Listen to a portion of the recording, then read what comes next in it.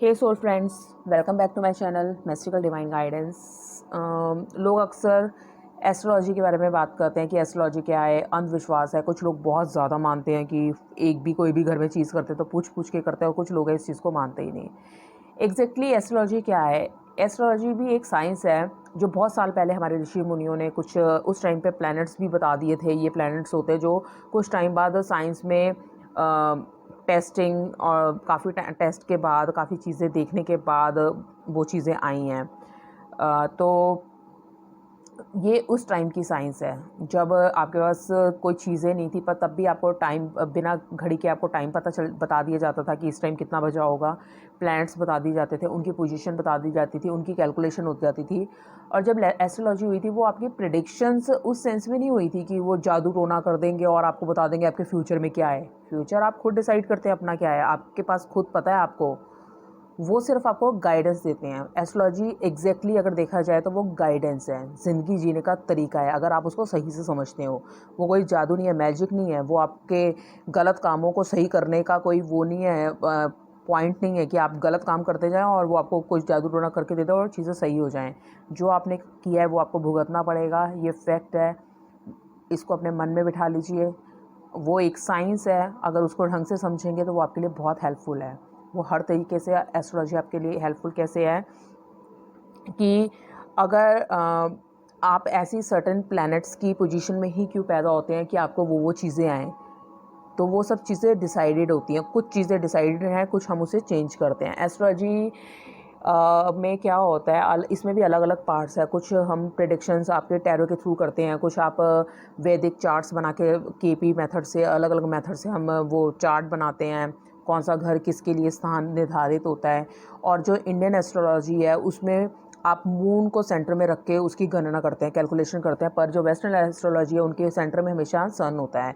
तो मून की prediction rather than सन को बीच में रख के अगर हम प्रिडिक्शन करें तो मून वाली थोड़ी सी बेटर एक्यूरेट आती है, उससे थोड़ी बेटर होती है, उसकी थोड़ी सी एक्यूरेसी ज़्यादा हो जाती है। और जो ये जो साइंसेस हैं ये कब काम में ली गई थी? जो आपकी फ्यूचर में आने वाली बीमारियाँ, फ्यूचर में आने वाले कुछ इंसिडेंट्स जो आपको पता चले और आप उसके लिए प्रिकॉशंस पहले से लें या उसको पहले से रेक्टिफाई करें, तो ये एज अ हेल्पिंग टूल या गाइडेंस के लिए काम आती हैं। ये नहीं कि आपको ये होने वाला है, अच्छा आप ये करो, इतने दिन ये चीज़ करो, इतने दिन वो चीज़ करो, ऐसा हो जाएगा। ऑफ कोर्स चीज़ें, जो चीज़ों की एक एनर्जी होती है और वो काम भी करती हैं, पर without intention, without true feeling कुछ भी काम नहीं करती। रंग बिल्कुल फ़र्क डालते हैं।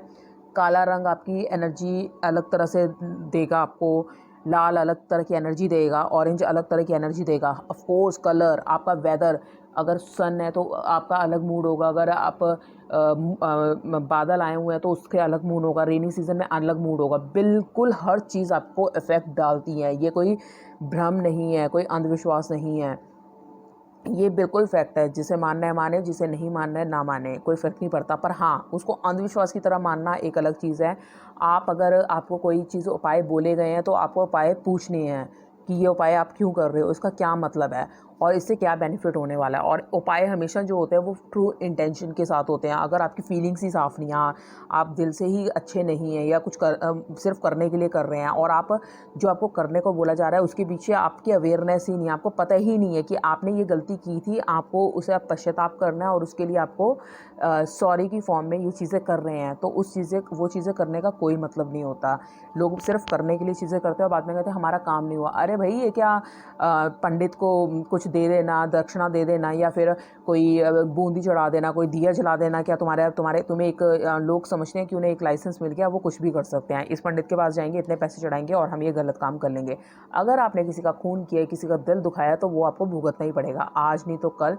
ऑफकोर्स आज शायद आप पकड़े नहीं गए हैं, पर कभी ना कभी आप ज़रूर पकड़े जाएंगे। और हो सकता है कभी एक वक्त में तो ऐसा होता है कि आप तब पकड़े जाते हैं जब आप भूल भी चुके होते हैं आपने क्या कर्म किए थे। तो वो डिसाइडेड है, वो आपको करना ही पड़ेगा उसका निपटारा। जब तक वो चीज़ आप निपटाएंगे नहीं, वो आपको भुगतनी ही पड़ेगी। हाँ, वो कहते हैं ना, भगवान के घर में देर है पर अंधेर नहीं है। जो वो वाली लाइन है वो बिल्कुल एक्यूरेट बैठती है कि देर हो सकती है पर उसका रिप्लाई ज़रूर मिलेगा आपको, और सही वक्त आने पे जब आपके लिए चीज़ें डिसाइडेड होंगी।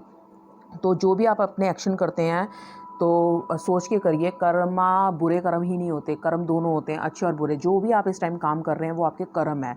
अब वो आप देखिए, वो आप अच्छे कर्म कर रहे हैं बुरे कर रहे हैं, कई न्यूट्रल रहते हैं, अच्छे भी नहीं करते बुरे भी नहीं करते, तो उसी बेसिस पे आपको आगे रिजल्ट मिलता है। अगर आप आज 9th क्लास में, 10th क्लास में, 11th क्लास में ग्रेजुएशन कर रहे हैं, पोस्ट ग्रेजुएशन कर रहे हैं, कुछ भी कर रहे हैं, तो आप देखिए आपने जो स्ट्रीम ली है, जो पढ़ाई कर रहे हैं, आज जिस तरह की चीज़ें कर रहे हैं, रिजल्ट हमेशा उस पर ही आएगा। तो उसी तरह जो आप कर्म कर रहे हैं, फ्यूचर आपका उस पे ही लिखा जाएगा। अब आप इसको जिस मर्जी सेंस में लेके चलिए, एस्ट्रोलॉजी कोई जादू नहीं है। अगर 1% मान भी लिया कि आपने कुछ चीज़ें कर करके चीज़ें अपने फेवर में करने की कोशिश की, पर वो रिवर्ट बैक होती हैं।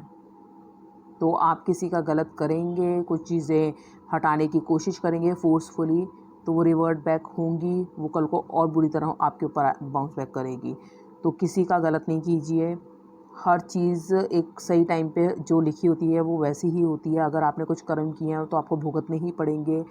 रिलीफ बिल्कुल नहीं मिलता। ये सब कहने की बातें हैं। जो पंडित प्रेडिक्शंस देंगे या आपको टाइम पीरियड देंगे, वो उस टाइम पीरियड में आपको खुद ही हील होना है, खुद ही चीज़ों को समझना है, अपनी सोल को ऊपर के दर्जे पे लेके जाना है, समझना है चीज़ों को, तो ही निपटारा होगा। कोई दान दक्षिणा करना बहुत अच्छी बात है, करिए, पर ये सोच के ना कि हमने कत्ल किया और हमने थोड़े से पैसे चढ़ा दिए तो हमारा काम हो गया, तो ये सोच के साथ आज क्या आपका आने वाले हज़ारों जन्मों तक आपका कुछ नहीं होने वाला।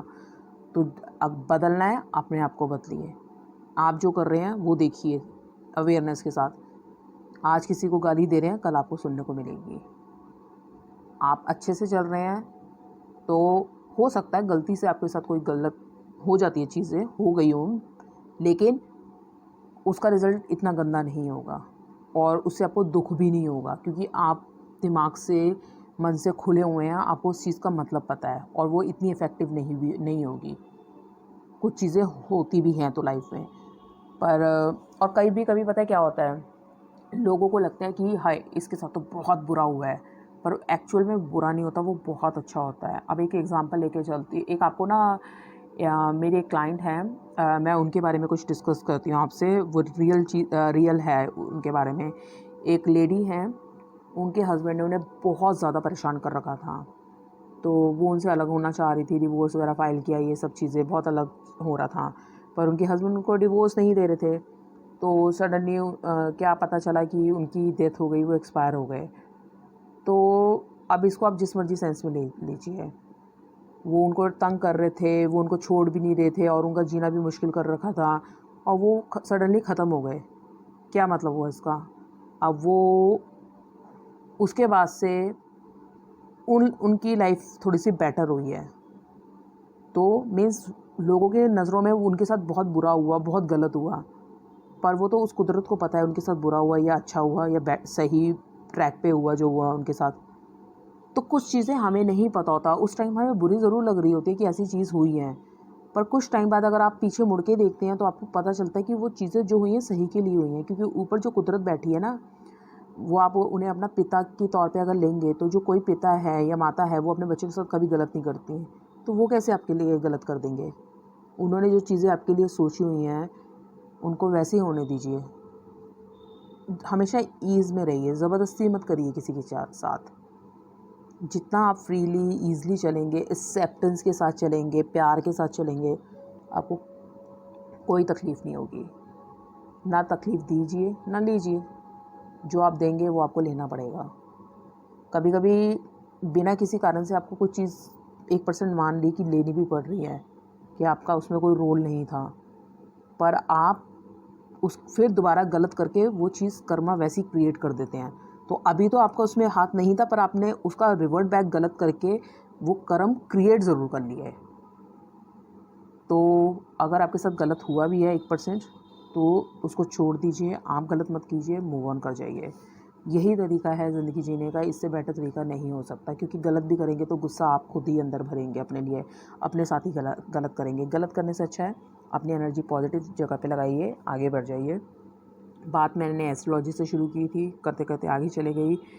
एग्ज़ाम्पल लेके मैंने आपसे कुछ डिस्कस करने की कोशिश की, ताकि आपको समझ में आए कि एस्ट्रोलॉजी एक साइंस है, उसे अंधविश्वास की तरह मत लीजिए और ऐसे भी मत लीजिए कि वो आपके कर्म पलट देगी।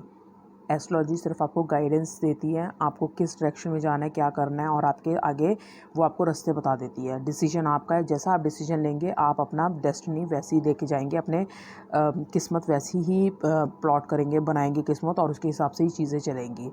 आपको आपके पास कुछ रास्ते हैं, वो बता दिया जाएगा, इस पे जाएंगे तो ऐसा होगा, इस पे जाएंगे तो ऐसा होगा। जैसा आप डिसाइड करेंगे ज़िंदगी वैसे ही चलेगी। आई होप आपको थोड़ा एस्ट्रोलॉजी के बारे में समझ आ गया हो कि उसकी प्रेडिक्शंस सन और मून पे कैसे होती है, और टैरो एनर्जी पे काम करता है, और पेंडुलम के थ्रू भी होती है प्रेडिक्शन। बहुत सारी चीज़ें होती हैं आपकी। लोग अब हीलिंग्स भी लेके आते हैं और एंजेलिक नंबर भी लेके आते हैं, बहुत सारी चीज़ें होती हैं। तो आप किसी भी एक चीज़ को पकड़ के जो आपको अच्छी लगती है उसके साथ स्टिक होके उसको समझ के अच्छे से आगे बढ़ेंगे तो आपके लिए थोड़ा इजी रहेगा। अब जब हम बचपन में पढ़ते हैं तो हम जब मैथ्स पढ़ते हैं या साइंस पढ़ते हैं, साइंस में हम बेसिक लेवल पे हमें तीनों चीज़ें पढ़ा दी जाती है, फिज़िक्स, केमिस्ट्री और बायो। पर आगे जाके जब स्पेशलाइजेशन में हम जाते हैं तो हमें उसके बारे में ज़्यादा नॉलेज आती है, ज़्यादा समझ आती है। उसी तरह लाइफ भी हमारी वैसी ही है।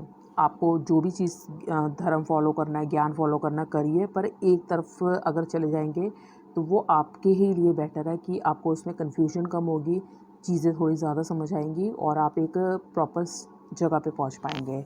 तो आई होप आपको चीज़ समझ आई हो एस्ट्रोलॉजी के रिगार्डिंग। कोई अंधविश्वास नहीं है और कोई रॉकेट साइंस नहीं है और कोई एकदम चीज़ें बदलने वाली चीज़ नहीं है। तो पेशेंसली जाइए, सुनिए, समझिए चीज़ों को, अवेयरनेस के साथ ज़िंदगी जिए। और ज़िंदगी जीने का बहुत बेसिक चीज़ है जो मॉरल स्टडी में भी आपको शायद बचपन में पढ़ाया हो, acceptance, gratitude, thankfulness, honesty, politeness, ये सब बेसिक चीज़ें जो आपको पढ़ाई जाती हैं स्कूल में, यही हर धर्म में बताई गई है, यही एस्ट्रोलॉजी में बताई गई है। घूम फिर के पूरी ज़िंदगी का सार यही है। जितनी जल्दी समझ आ जाएगा उतना आपके लिए और सोसाइटी के लिए बहुत अच्छा है। हम लोग क्या करते हैं कि हमारा अच्छा हो जाए, दूसरे का हो ना हो। हमेशा याद रखिए, एक पंजाबी में सरदारों में एक कहावत है कि सर्वदा भला, सबका भला हो। इसका मतलब है कि हमारे आसपास सबका भला हो। अगर सबका भला होगा तो ऑटोमेटिकली हमारा भी भला होगा। एक तो उसमें हम इंक्लूड होते हैं, दूसरी बात है जब तुम्हारे आसपास का एटमॉस्फेयर शांत होगा, पीसफुल होगा, तो ऑटोमेटिकली उसकी वाइब्रेशन तुम्हारे तक भी आएगी। तो जब आसपास सब शांत है, आप सबको देख के खुश हो, सबकी खुशी में खुश हो, तो आपके साथ भी अच्छा होता है। तो all the best for your life. और एस्ट्रोलॉजी कोई अंधविश्वास नहीं है, उसको अगर आप स्टडी कीजिए, गाइडेंस लीजिए, बहुत अच्छी चीज़ है। बाकी आप जो कर्म करते हैं वो करते जाइए। Thank you very much.